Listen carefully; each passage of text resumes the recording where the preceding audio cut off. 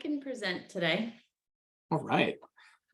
Go ahead, Lisa. So I did it a little different, but I can do an audible if this is not acceptable for the presentation, is that I went ahead and recorded my story and I can present it that. Perfect. Yeah. All right.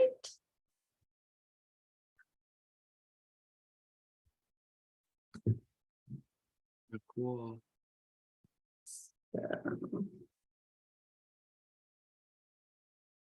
You can all see that. Yes. Yes. Oh.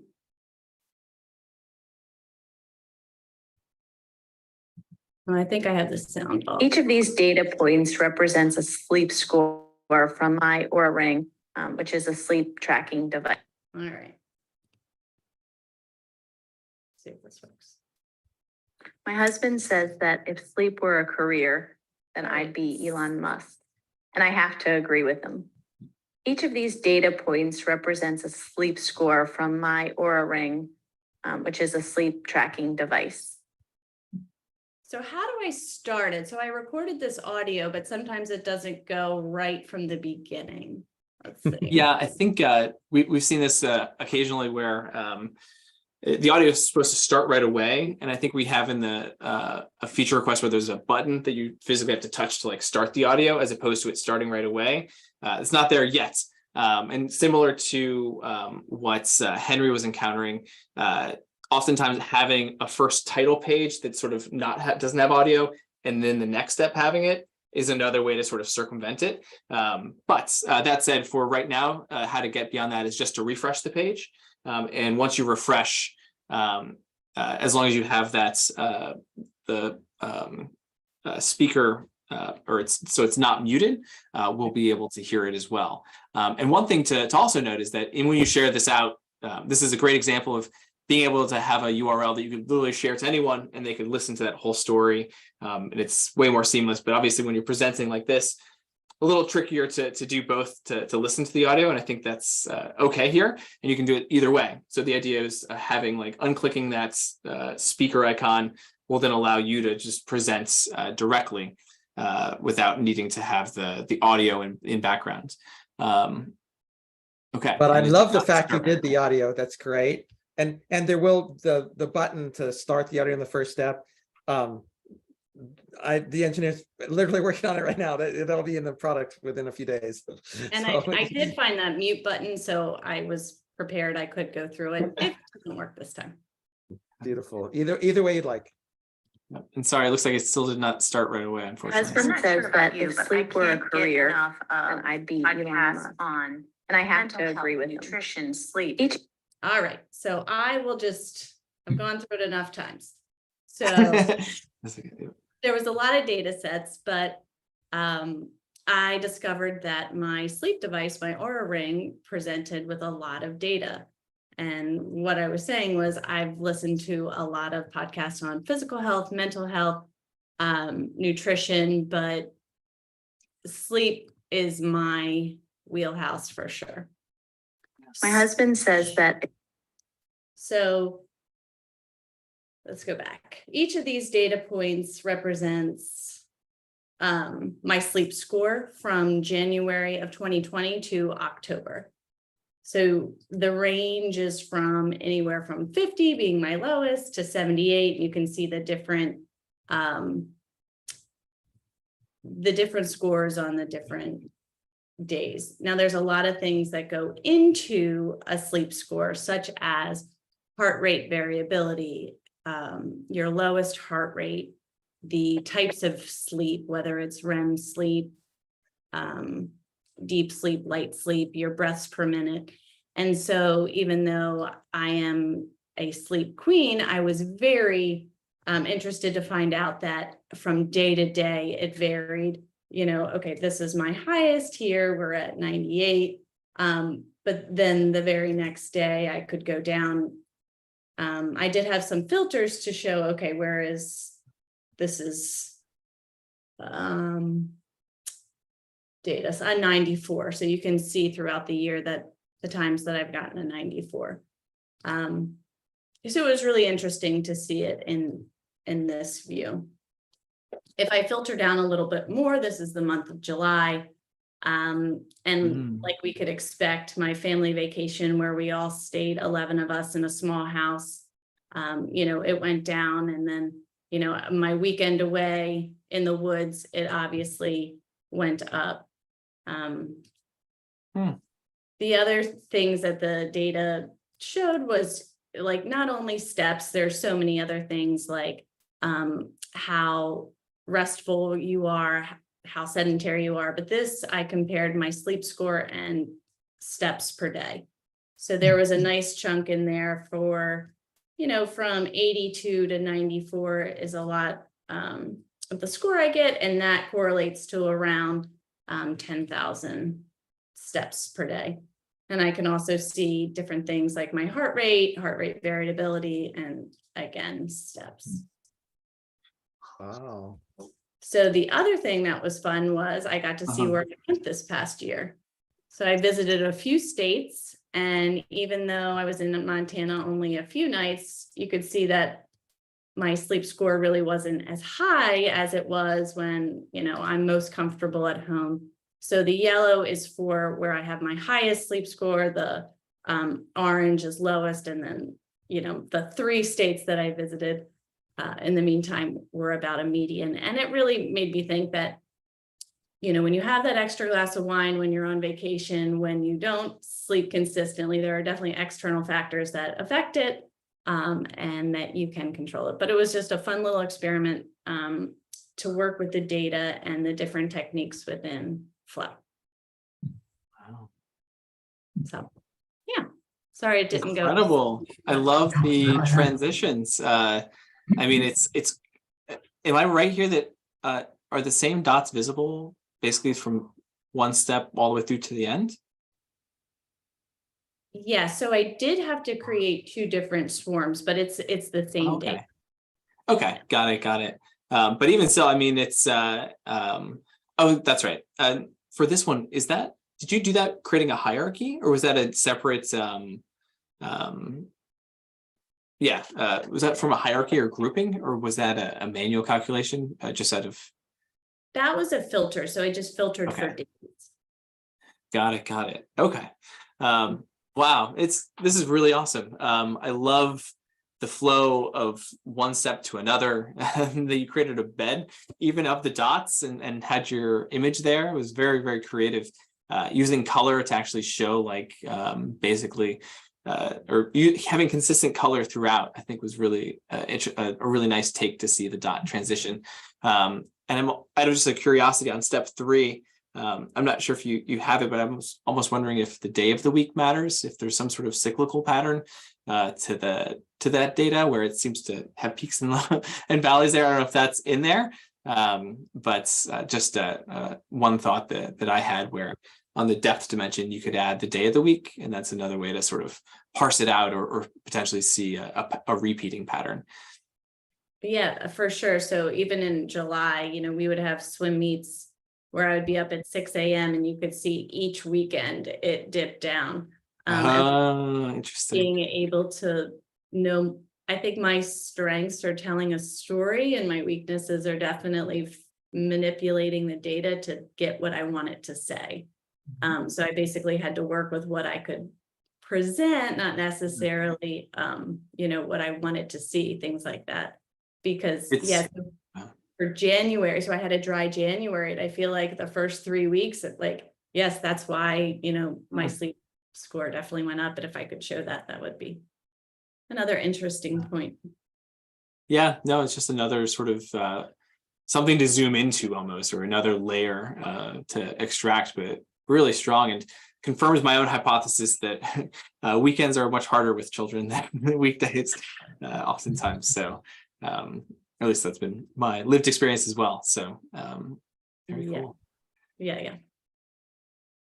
Other comments or other questions from people? I almost wonder, like, to show it, like, if you could almost like slice it month by month and put like month on the depth axis, like that. I could also like add more depth to the story. I don't know. Yeah, I really liked how Henry did that filter button. I had never seen that, but I think, I tried to show, a month by this filter, but if I could go back and forth and, compare different aspects or even categories. So the summer is a more active month or January is more sedentary, you could show that. So I really like if I was able to add the filter buttons. Definitely. And that's a cue to Jason, where we're very active on legends, and I think that is another area where basically the interactive legends, where when you click on the legend, it actually updates as a filter, will be really powerful without you needing to create lots of buttons manually, but to actually have it sort of be more automated. But agreed. I think that little bit of interaction, really went a long way with Henry's, and is a good idea here too. And yeah, I think the mix of like your personal story along with the data is just really strong, because just seeing the data, I'd be like, okay, cool, you slept well sometimes, but when you overlay what actually happened or what things were going on, that's where you really learn, like, oh wow, okay, I see sort of these trends, and like we're learning along with you. It's sort of supporting the data, supporting your lived experience. And I think it's just a really cool combination that I had not seen before for sleep scores. Or that's really, really cool.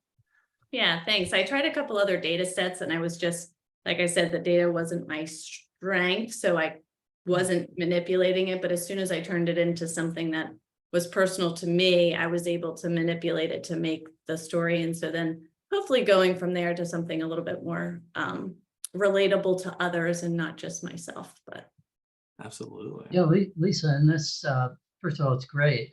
Were there any things in here that were really surprising to you that you didn't expect? Yeah, I think that it started to not be a great, even though this is a variation, I expected some consistency, and that it was just kind of all over the place. It's like, well, what kind of story is that to tell, and what can I get from every night? It's up and down. And so I think it was just very interesting to actually see a whole year as data points, and then to try and make sense of it, because I figured it would, just be very more consistent. So I see a pattern here, and tell me if you see this pattern too. It looks to me like your high points very often follow a low point. So you're tired, you have a bad night, and then the next night sleep very well. Is that what you see in the data, or no? I mean, that's what I see. Yeah, absolutely. And it's like, well, what? Yeah, why is that? I'm not quite sure. Is it because I got the notification and the score and I know that I need to get to bed earlier, or is it just a matter? But I do see why isn't it not 2 nights in a row consistently? Or ever. And again, like there's the ability to add notes. So I would love, like, dog threw up in the middle of the night, like kid came in my bed, like had 3 glasses of wine, all those different things. It's like, oh gosh, Right. that makes sense. Yeah, in some sense, you could almost and maybe, is that what the colors are? Are the colors, what are the color bins again? Is that based on the sleep score, or is that The colors were just a scheme. They really I didn't do a gradient Okay. score. Yeah, no, all good. I think one thought is something we're actively working on, actually, is the ability to bin things. So you can almost have a sleep score of like, this is like good sleep, or like great, good, medium, or like good, medium, bad, right? And just 3 colors and 3 bins. And then, as opposed to seeing so almost too much detail, you could just have the count within each of those. And that might give a more clear picture, as opposed to almost too much detail. So anyway, it's just something we're sort of thinking about. But one thing that's so anyways, sort of made me think of that and what could come from it. yeah, I think that would help for sure. And could evolve. The other thing was that there was a lot of variables with different scales. And so I was never able to add all of them at once. So like my breaths per hour would range from 12 to 15, but then, so I never figured out how to quite show that. So lots of learning still to do, but Yeah, and that's yeah, exactly what you're encountering, where you have different magnitudes or different within the same data set to be able to show it. We can go through techniques. Some of them are called Z-scores. So you take everything within a column and scale it from 0 to 1, basically, so that it's all relative to that column and the point within it. And then that way you can compare and contrast other columns that have different dimensions. So like this one is an integer value versus this one, which is all decimals. Like, how are you going to show those on the same graph? So that's a little more advanced, and we can definitely go into more of that. But yeah, really cool to see what you've been able to build with this data set. And I love the story, and I like the backgrounds. Good use of desert. Yes. Nighttime desert. My favorite. yes. Well, thanks. Good job. All right. Are there any other volunteers to present today?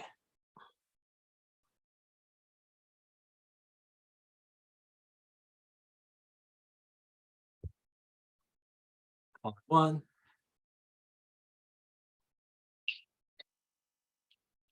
Okay. Well, those were two really, really impressive visualizations and presentations. I feel like I learned actually quite a lot. I'm really enjoying this. I feel like we're going to do this every week or a derivation of. And, you know, while this is the end of this session or these sessions, we will have more presentations next week, as well as if there is more time allotting, then we'll try to cover more training topics. Bill and I need to chat and align on exactly what we're going to describe. But hopefully you're seeing this as a continued relationship. That's, you know, we have brands and people reaching out to us, as well as people that are wanting to champion internally. And that's, you know, we'll continue to try to, you know, build out this ecosystem. But you guys are really doing innovative things, and hope we have been approachable to you to help you get over hurdles. And yeah, we'll follow up with emails on a certification and sort of that process once to those that presented today. So Henry, Lisa, and then Alpha from yesterday. But look forward to seeing other presentations here. Jason or Bill, do you guys have anything else you'd like to add? No, I Well, was just going to say, this is really a lot of fun. And each of you took quite different approaches and used quite different features, which shows that Flow is a tool that is great for exercising your creativity. So congratulations to all three of you, and I'm looking forward to some more fun next week. Alpha has a question for Henry. Did your data set include the attribute that the 2D button filtered for? You want to go ahead and answer that? Oh, I did see that. I actually direct messaged him back about that. Okay. Since the subset of space-based telescopes was fairly small, so I just used the subsets to create one that was space telescopes and ground telescopes, and that was what I used to split up that data. In the filter, did you set equal to telescope 1 equal to telescope 2, etc.? These multiple filters, or did you do some? No, I created a subset within the data set. So like, oh, okay, but the data set before it came in. Yeah. So like in the flow, like I just went to the snapshot. Why am I saying subset? The snapshot. I created a snapshot that was like the space ones, the ground ones, and then Kepler itself, because Kepler. And sure. And that points to something. There's, you know, multiple ways to skin the cat, right? So what we're doing is not giving you every tool that you really need as a data scientist, because there's so many good ways to do that. Well, you could build it, you could do that set creation in Excel or R or anything else. You can do it in the AG grid, which is a kind of a convenient way of thinking about these things. We call it the AG grid. It's actually just the grid. And then do it with filters, on each swarm, and there's reasons for doing it each ways, right? With the filters, it's kind of nice because you can get animations between them. But then if it's a complex filter, it's too much of a pain. So the other thing I'd like to mention is, just how much I've learned just looking at both of your flows, Lisa and Henry, today, because some of the things that you're hitting are just core to what we want to fix. I know Lisa joined me for a session on the templates, and as part of templates, we've now expanded the next release to be templates plus legends. So there's a legend feature in the app now, but it's not interactive. And so building out the interactive side of that, you will find, a whole bunch of new and interesting interactions to dig deeper into the data. I think you're going to find that pretty interesting. And then also like Michael said, the color schemes. If you're doing legends, you want color schemes. So that's also making it into this release that we're working on right now. I did promise those of you who did the user testing with me, user review on templates, I promised you that you would be able to see a prototype working.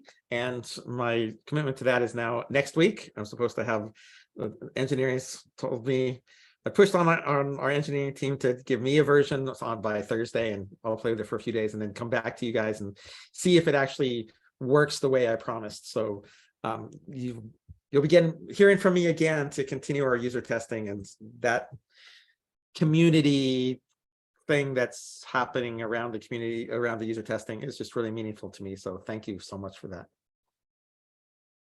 That's great. Thanks. Well, thank you guys all for coming in here. Let's not be strangers. This is by no means the end, but if in some sense sort of the beginning of sort of a smaller cohort of people that are certified and that will continue to grow. So really looking forward to interacting more and more with you guys. And yeah, don't be strangers. We'll be talking more soon. Hold on. Alpha mentioned the Discord group. Yes. We have a Discord. Let me send that over. It hasn't been the super active, and we can try other channels if people want to prefer other things. It's been pretty good, and we're always on. So if you want to message us there, please do, or if anyone else, we'd love to use that. And if you'd like, we could set up just a room for us if you'd like. And let me just make sure to put that link in here.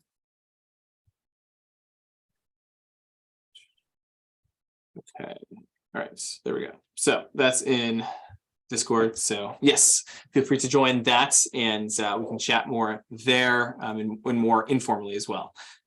So yeah, thank you for encouraging that. Excellent. Thanks, Julian. Thanks, everybody. Hey, thanks, everybody. Have a good night. Thanks. Bye. Bye.